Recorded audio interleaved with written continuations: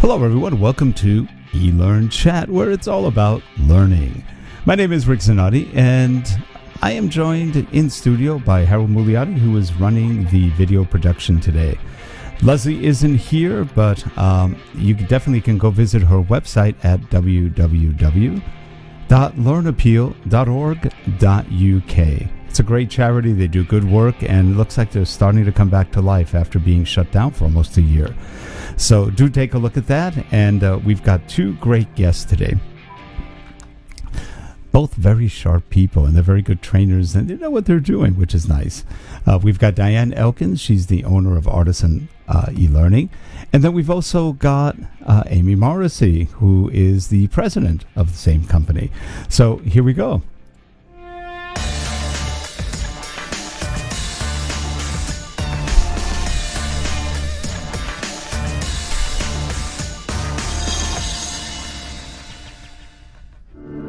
This show is sponsored by Relate Corporation. Visit us at www.relatecasts.net. Thanks. And we are back, and I don't have a center position of power today. You're both in power. So welcome to the show, Diane and Amy. How are you folks doing today?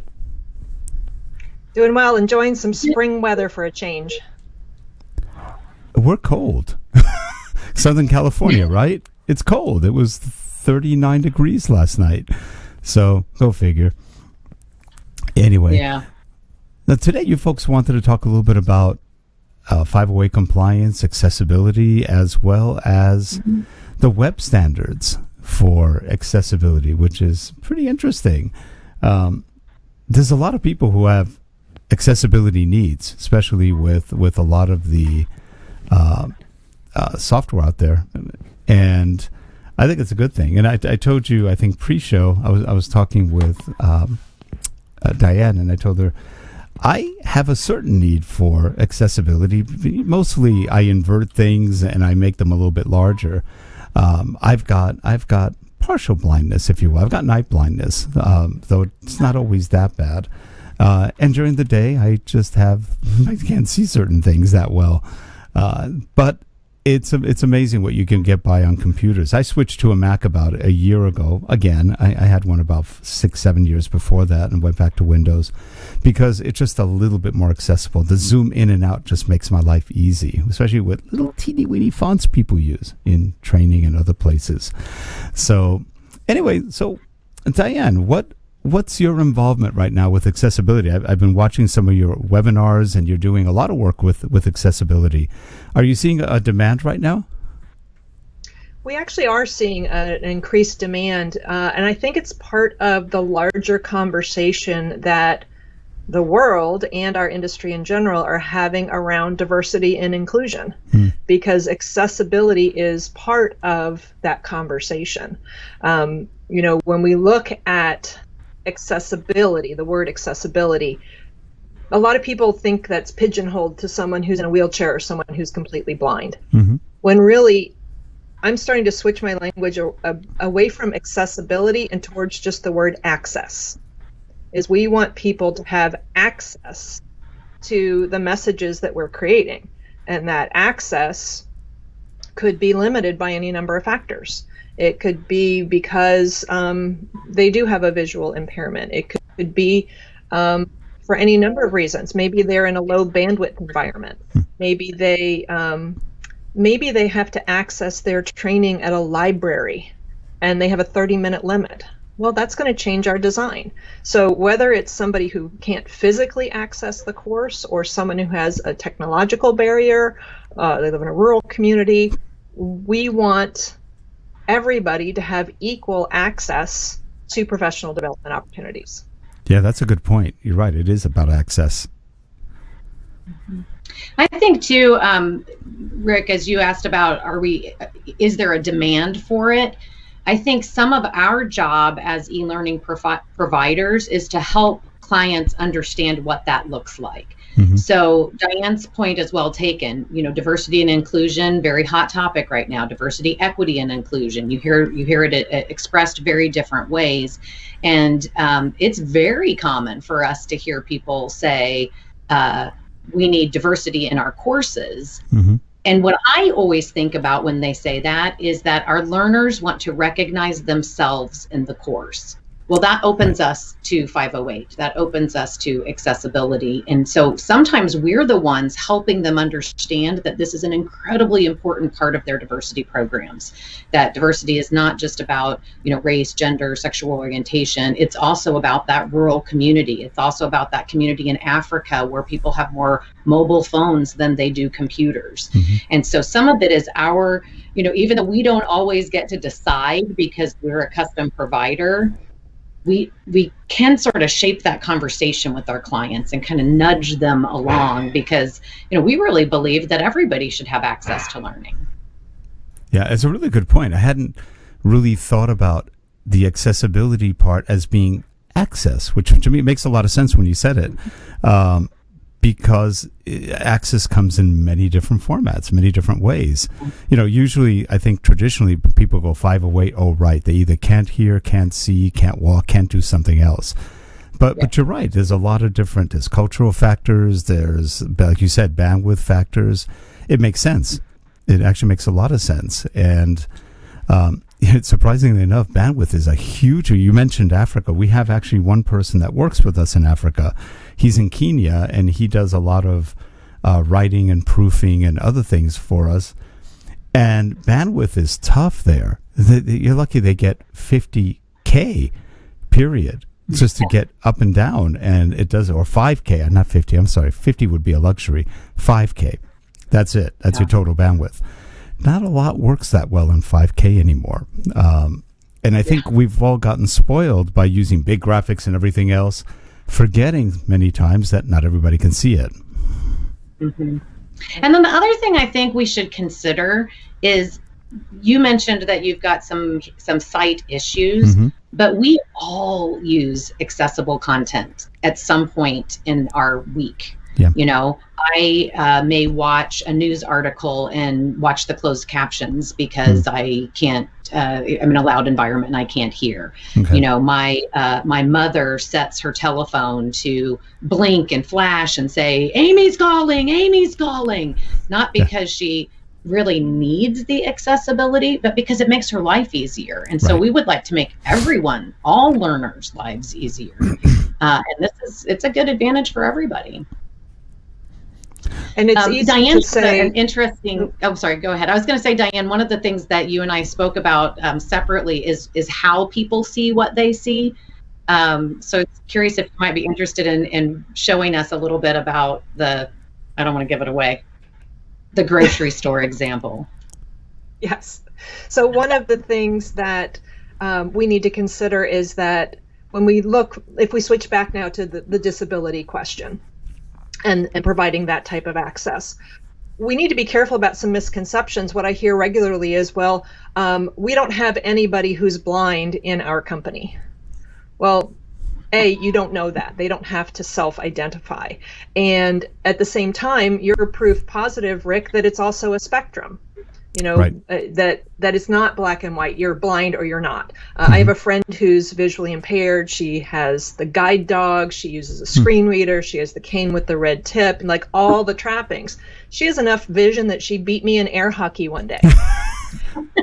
I know, it's embarrassing. It's horrible. But think about it. Big red puck on a big white playing field. She could see that, but she couldn't take my course. So I've got a little quiz for you, if you're game, Rick, to see how this might play out. So let's say that we are doing a course on bagger training, and you would say that.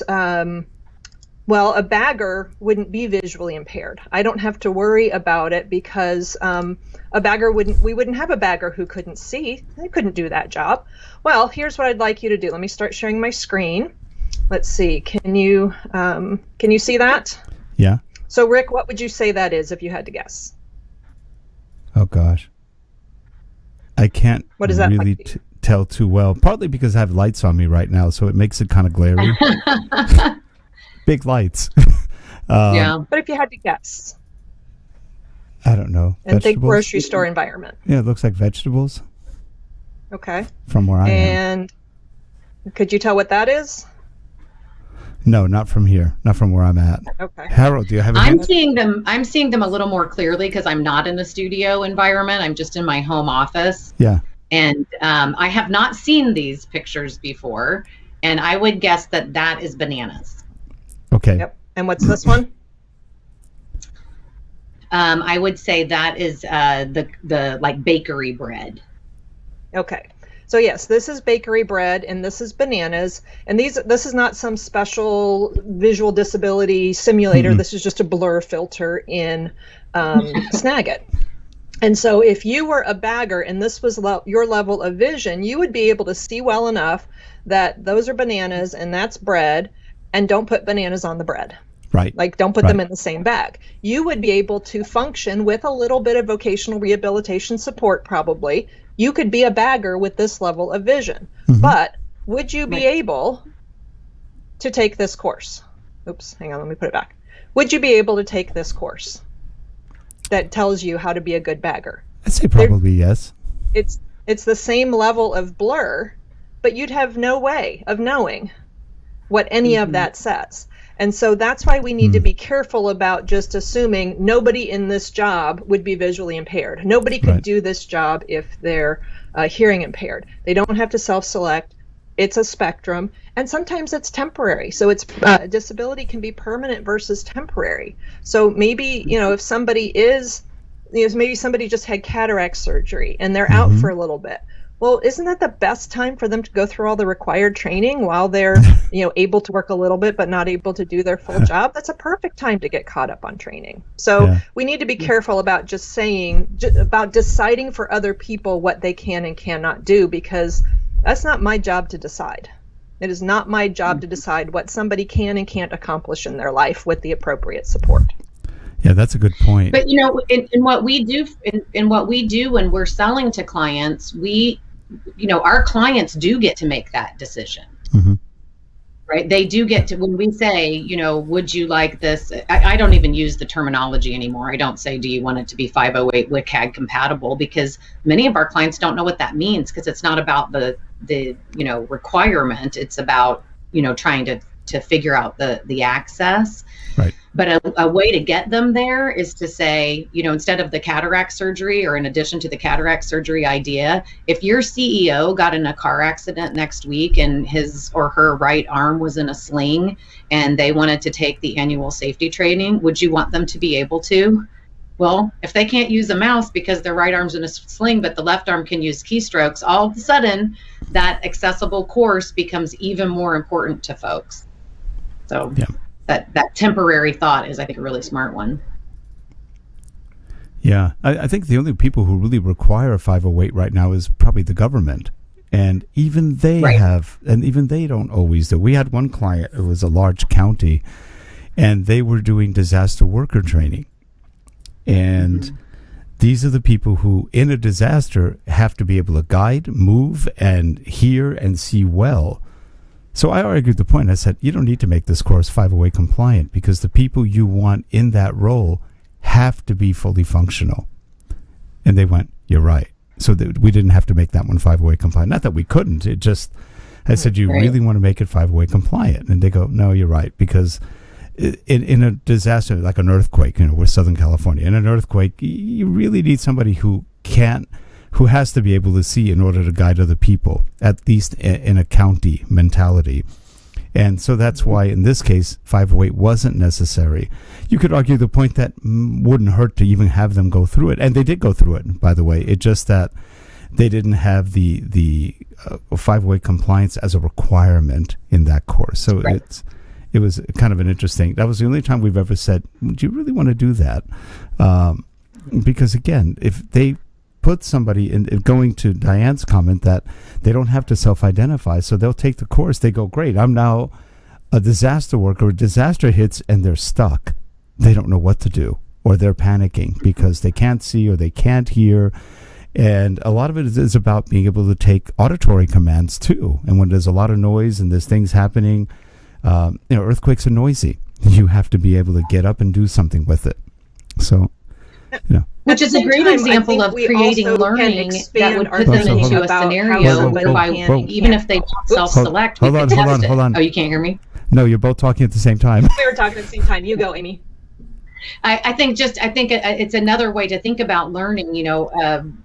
If we did not do that course 508 compliant because they didn't need to, but we know that people don't have to they don't have to self-select. Right. Well, we could create scenarios whereby they have to do those things so we can test some of that to keep them safe in that environment. Mm-hmm. Yep. So even if it's 508 or not 508, it goes back to that same point of, are we sure? What if I just had my cataract surgery and I'm taking the course, so the 508 would be helpful to me, but by the time the earthquake hits, my eyes are going to be okay. Right. That's true. Yeah. It's an interesting, it's different from the requirement. I think we're moving from requirement checkbox thinking to the right thing to do thinking. Yep. Yeah. And I also think we need to be careful about deciding for other people how they can and can't be helpful. For example, my friend I was talking about earlier, she's an instructional designer. She reviews e-learning courses. She writes storyboards. She conducts instructor-led training. And I think there are many people who could say that someone who can't see can't do that work.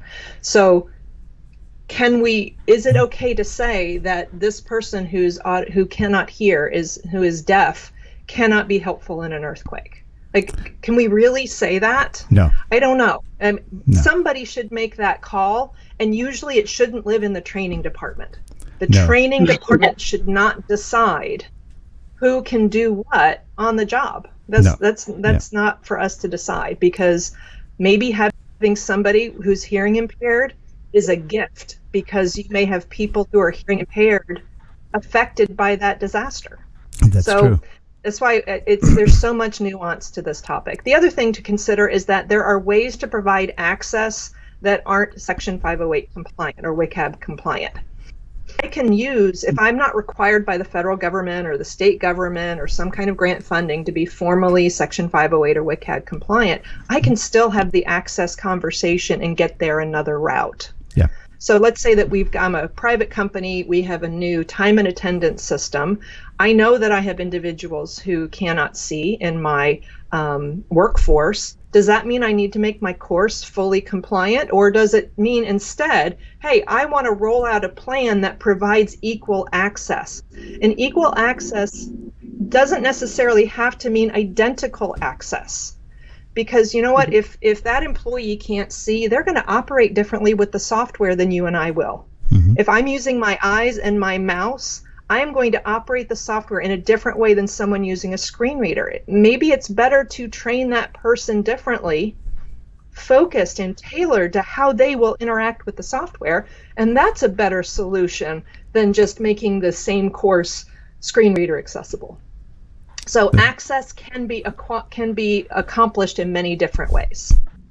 Yeah, no, those are really good points, and I agree that you shouldn't, as a training department or anybody else, force anybody. And by the way, we didn't force them either. We just recommended. No. Said, what do you think? Right. And they went, yeah, you're right. They didn't want to go there, but it's interesting. I could make a little joke about it. What you do is, and I did make this joke with them, and they looked at me, and I go, I can say that I have a slight disability too, but I said, just find the deaf person and the scene, but join them together, and now you got a person, and that would work too. But anyway, it's amazing what you can see sometimes when you think you can't, or in an emergency. I've been there. It's like all of a sudden you can see quite well. It's rather amazing. Something to do with adrenaline, maybe. But the whole concept. Well, I think the other thing I think would be interesting to talk about is some of the reasons that we would steer a client away from 508, or maybe a client self-selects away from 508, is that there are a lot of preconceived notions that 508 training for the 95%, I don't know, my percentages are going to be right. Let's say 90% of the people who don't need the accommodations, it's somehow less than to give them a 508 course. It's not as exciting, it's boring, it's ugly for the sighted person, the hearing person, the person who can use a mouse. And we really want to challenge that. And one of the things I'm so proud of Diane for in this last year is she's leading the charge with a lot of our clients and helping them see possibility that they didn't see before. A gamified 508 course. Sometimes people would say we can't do that, and we just built a gamified 508 course that went through rigorous 508 standards. And I think Diane might even have a sample of it if you're interested. I do. Yes. Let me pull this up.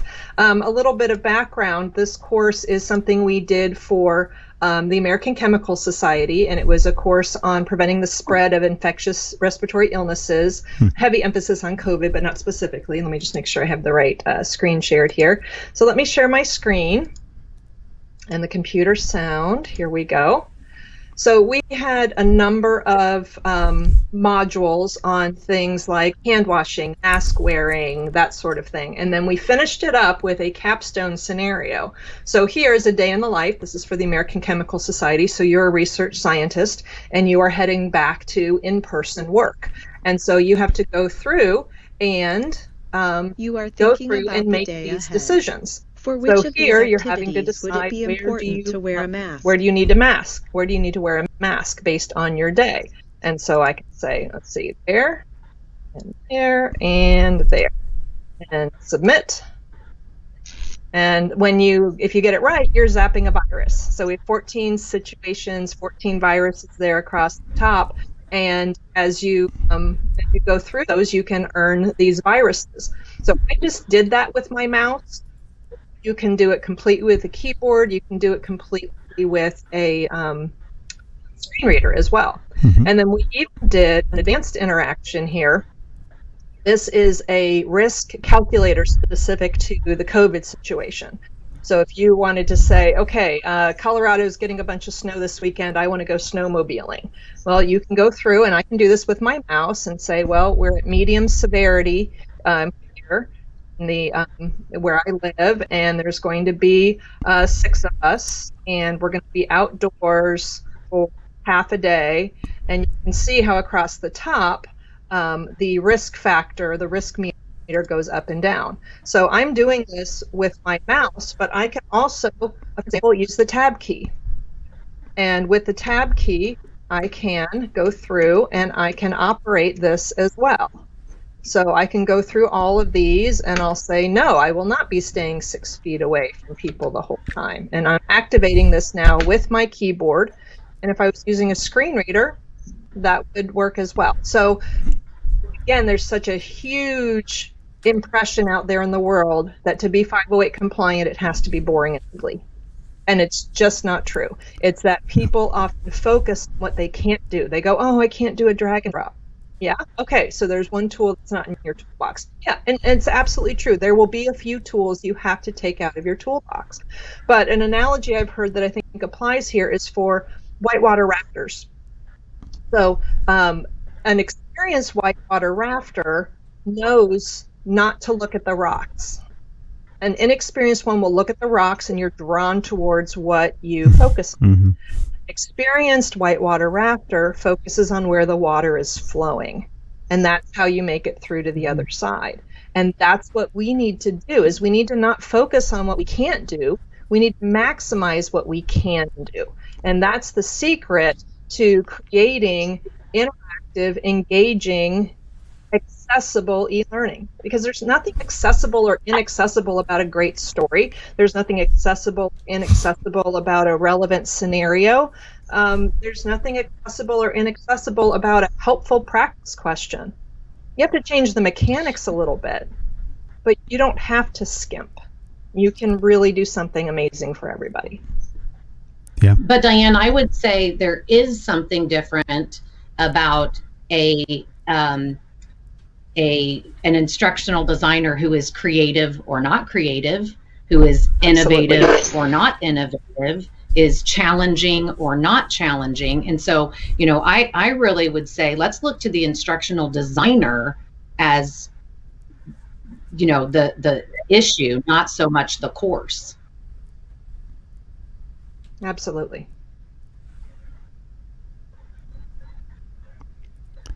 Yeah, I like that. In fact, you can do so much with color, with all sorts of things, depending on what kind of disability people have, with sound, with no sound. I mean, there's just a lot of things you can do to make it a lot. Like you said, you just showed an example. You can use your mouse, your keyboard, or a reader.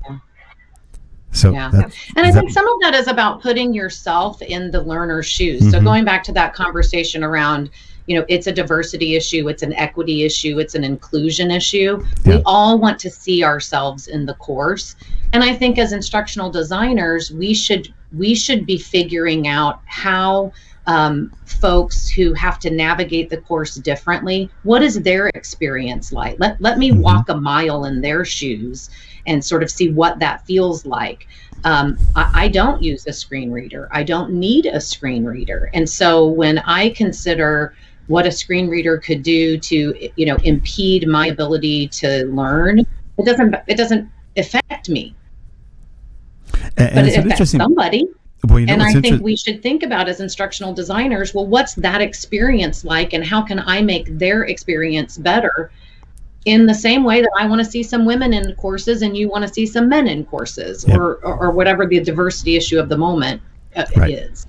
But it's interesting because even people with disabilities or with, let's say, challenges in something or other, perceive their challenge as the limit of what they have to worry about. And they often don't think about somebody else who's worse off. That's not uncommon either. Everybody kind of goes to, okay, here's what's wrong with me. But that's where it ends. So you're going that step further, saying, okay, here's what can maybe help everybody. Yeah. Right. Yeah. Now, I do have an example what it for feels anybody like. who, I think, Amy, you and I are talking again at the same time. Okay, I'll go. There are some folks who've just never experienced what it's the technology that someone who's visually impaired might use. So I have a short sample I can share with you. What I did is I took a branching simulation in Storyline, and I recorded what it would be like to go through it with a screen reader if you did nothing to make that easier. You just used all the default settings. You just built it with no caring about accessibility. And then I'll do it again to show what it's like to go through if you do take the time to set some things up behind the scenes. So let me share my screen once again, get my computer sound going. So what you're going to be hearing is an automated voice that is the screen reader. So the first time we'll go through it, you'll hear that voice and you'll see the screen. And there's also a text panel off to the side on the left.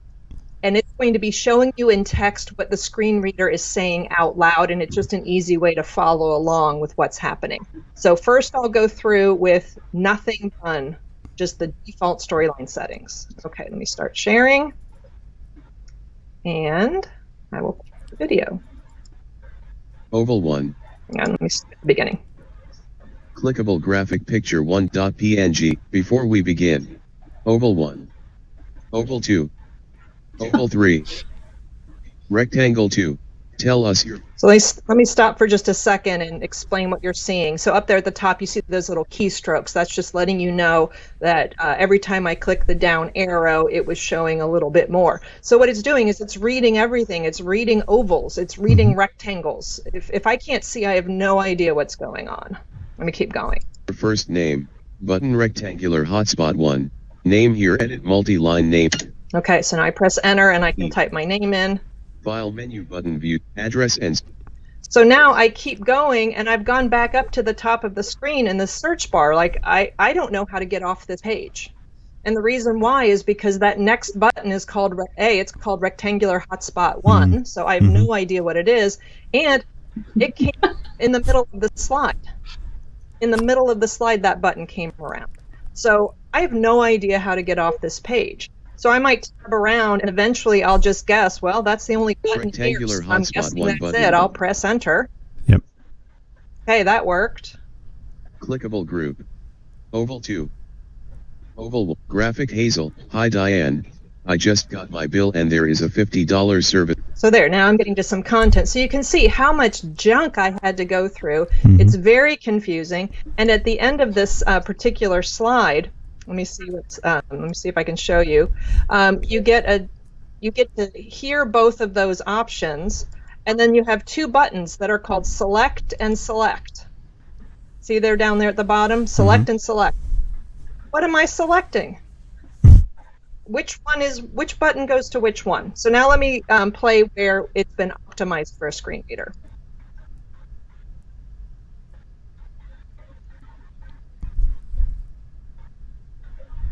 Clickable before we begin. Tell us your first name. Name edit multi-line name. See how it's only going through what's relevant. Next slide button. I know what that button is, Slide. and it's coming in the right Customer order. calls. Clickable. Hi Diane. I just got my bill. Have to pay. Now I'm fast forwarding Graphic through some customer of it. service rep at his computer. Select a response. Response A. You probably misunderstood the guy. Talk to. Button select response A. So here you read the response and then go right to that responses button. It's not response, select. You don't know what's what. So you can see that this took about, I don't know, maybe a quarter of the time to go through, because I'm not going through all that garbage that isn't relevant. I'm only going to what's relevant for me, and I can tell what everything is for. Right. So and you don't feel lost. It doesn't take a ton of work to get there. It takes some, don't get me wrong. It does take longer to create something like this, but it's not massive, and it's night and day for someone who's using a screen reader. Yeah, no, I could tell just now. I don't use screen readers, but I've heard them before, and usually I go, how do you navigate with a screen reader? It's insane. There's like 3 million things it's telling you. And I like that, the way you did that on the second one. You filtered out all the noise, if you will, so they can focus on, like you said, what's important. And that made sense. And if you go back to this idea that, those of us who don't need these requirements, we say, well, let's build it for the 90%, not for the 10% who need it. But my experience watching a 508 course and not getting a drag and drop pales in comparison to what, a person who would have to deal with all that muck of option one.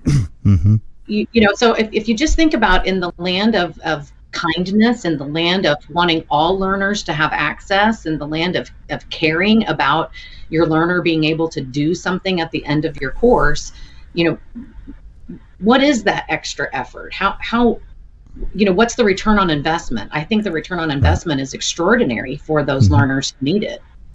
Yeah. Diane, how much longer, just in that one thing that you just showed us? What from a development standpoint? Yeah, I would say for each of those particular slides, I spent maybe 10 minutes per slide doing those enhancements.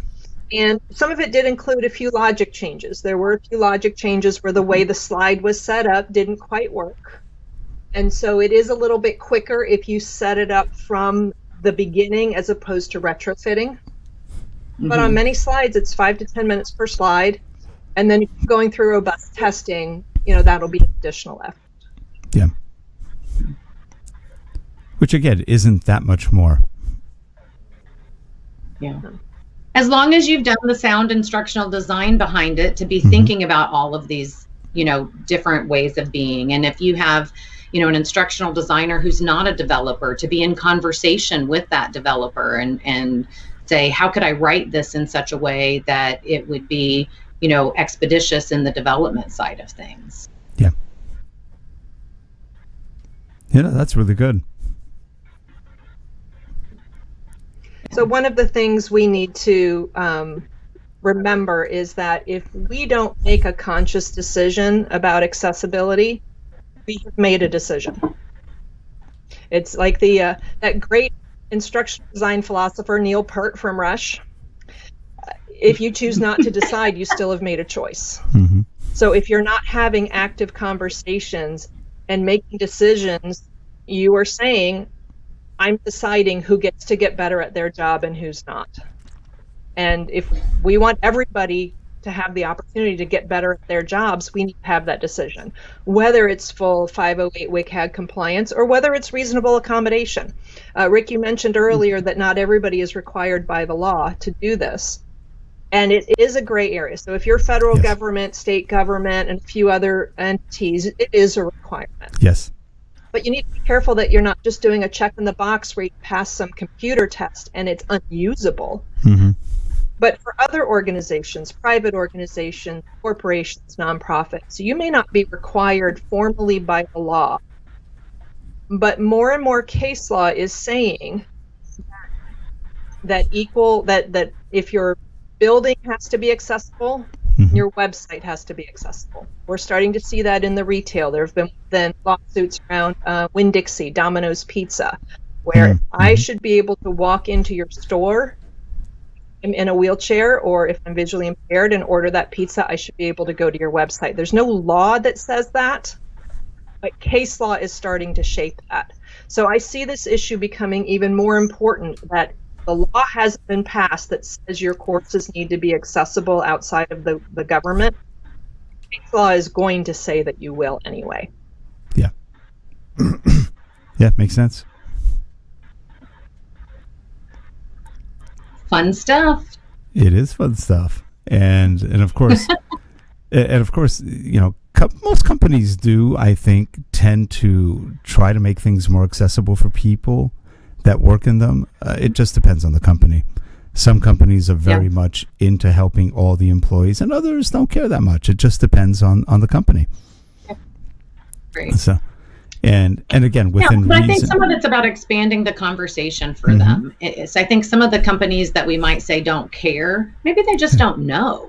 Maybe they just haven't thought about it in this particular way. And, that's my hope for our organization. We don't get to decide what people will spend their money on, but maybe if we can just open up one more person's, thought process to a different way of maybe going about their coursework, even if they don't do it for this course, but it creates a conversation, with the right people in that organization. I think that's helpful. I think things like conversations like this are helpful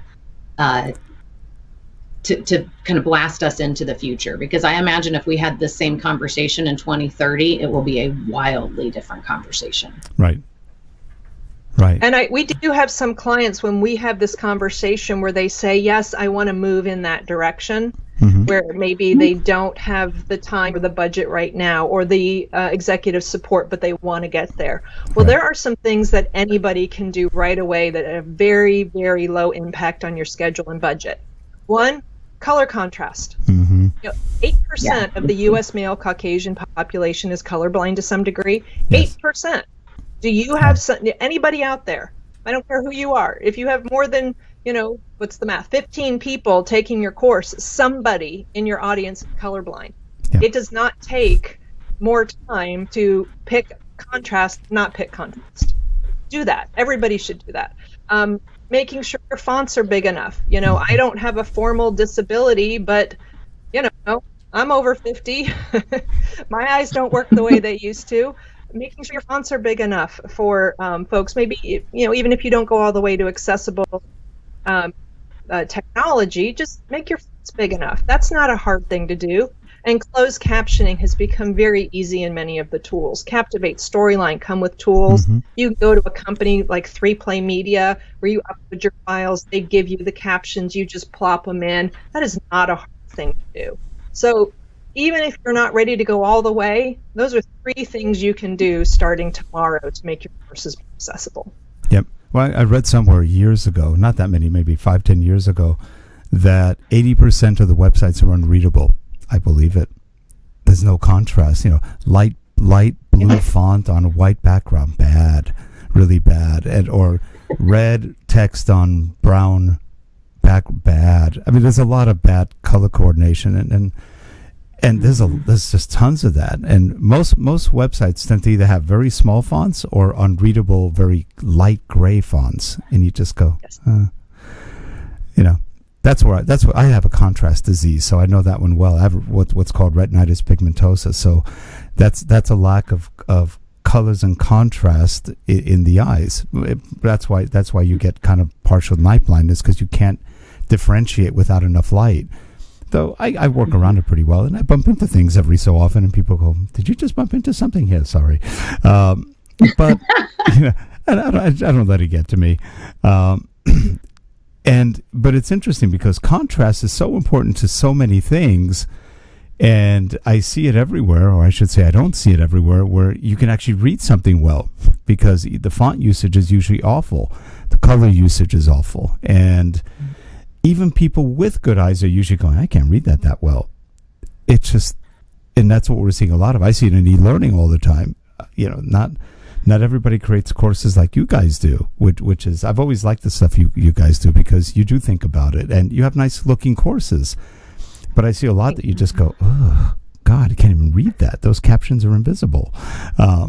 And you're right. Whether somebody has a disability or not, you're straining people's eyes more often than not. Or if you have voiceover and you don't have the voiceover at the right volume level.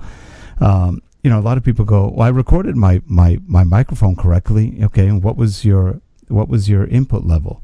Oh, okay. Minus 6 dB. If you can do your audio at minus 6 dB decibels, that's good audio. That means pretty much everybody can hear it unless you have a real disability there.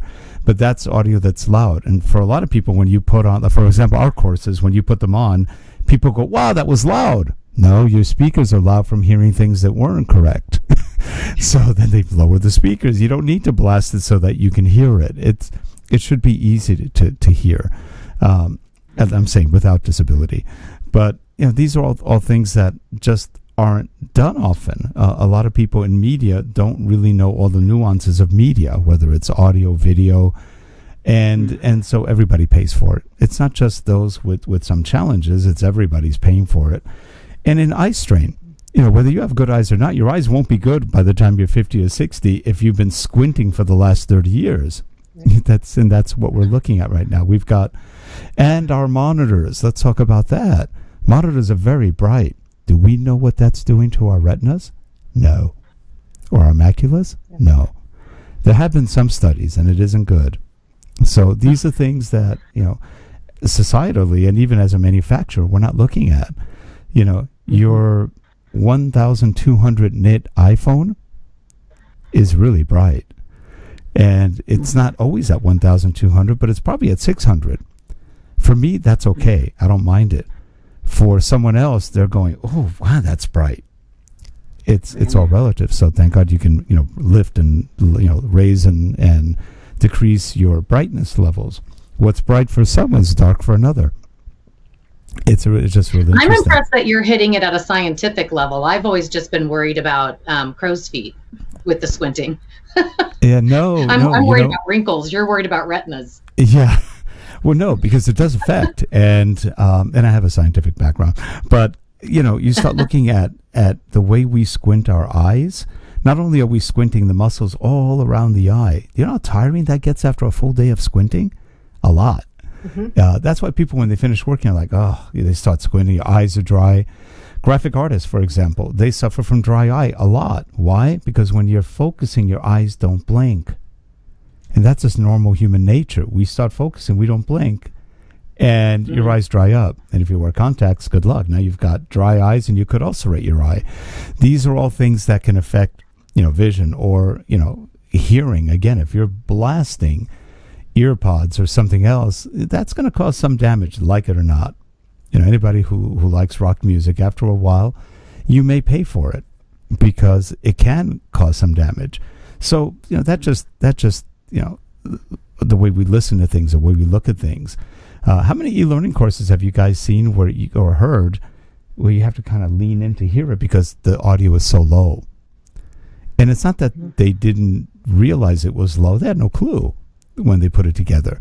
And so that's, all the stuff that affects, someone with or without bad hearing, with or without bad eyes, with or without whatever kind of illness they may have, how we perceive it.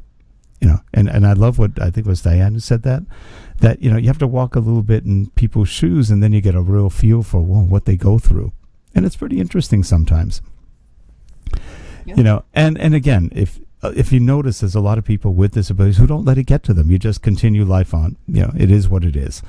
And I've done a lot of stand-up training, for example, and people go, and I just tell people, I don't see that well. So if you raise your hand, raise your voice with it, because I may not see it.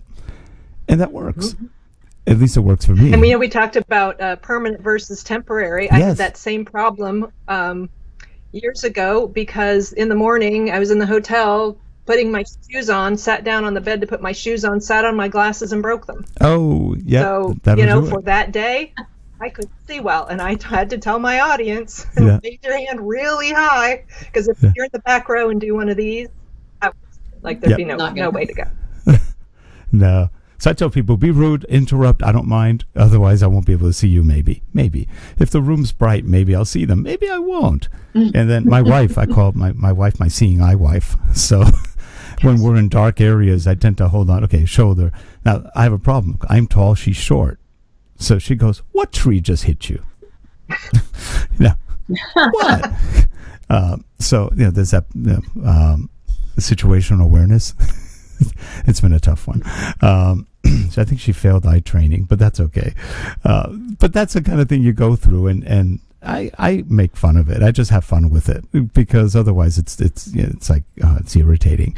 So you make the best of it, and I think most people just make the best of it if they can.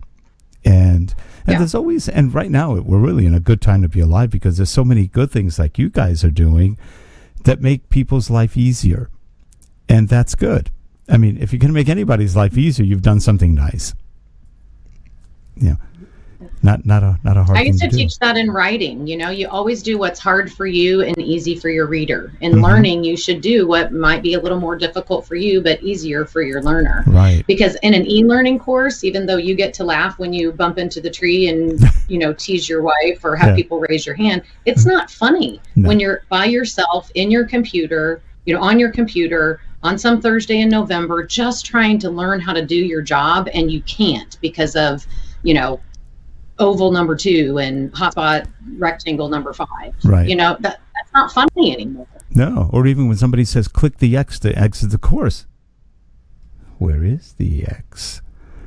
And you're looking around, and then it's not where it normally would be, maybe in an upper corner, depends, and it's a little teeny weeny X somewhere on the bottom, and you go, in colors that aren't contrasty. That's tough. How do you get out of this course? Alt F4. Well, and even the word click, Rick.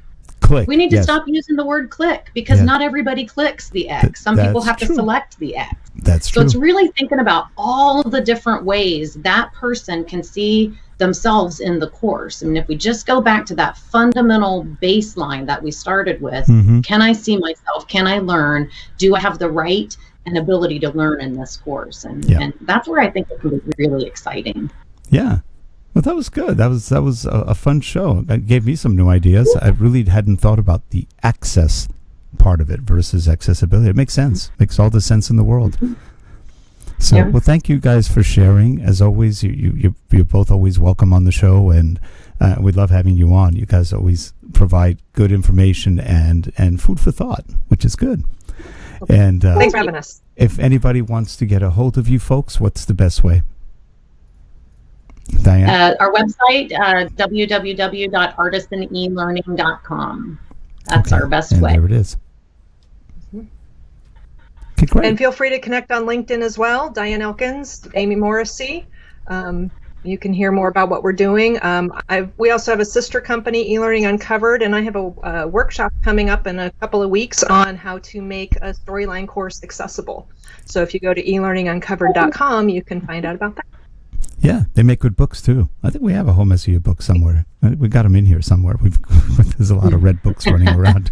So, no, they're good. They're good. And also, Diana, I know you do a lot of webinars and stuff. They're very good too. If you haven't been to one of the webinars, she does a really good job of and I like some of the stuff you do. It's rather complex, and people are probably going, huh? How do I do that? But it's good. You're getting them to think, which is important. And that's when you were doing a lot of lectoral work. You were doing some really complex stuff, which was fun. Most people don't know the authoring tools that well. So it's fun to see that. That's an important aspect of accessibility, is you have to know how your tool works with these devices, with the assistive technology. If you don't know how the tool functions, you don't have a chance. Yep, that's true. Well, again, thanks so much for being on and sharing. And again, do give them a call. They do great work. And we'll see you folks next week on eLearnChat. Take care, everyone. Bye-bye. Thanks. All right. Thanks, Rick. Bye. Thank you.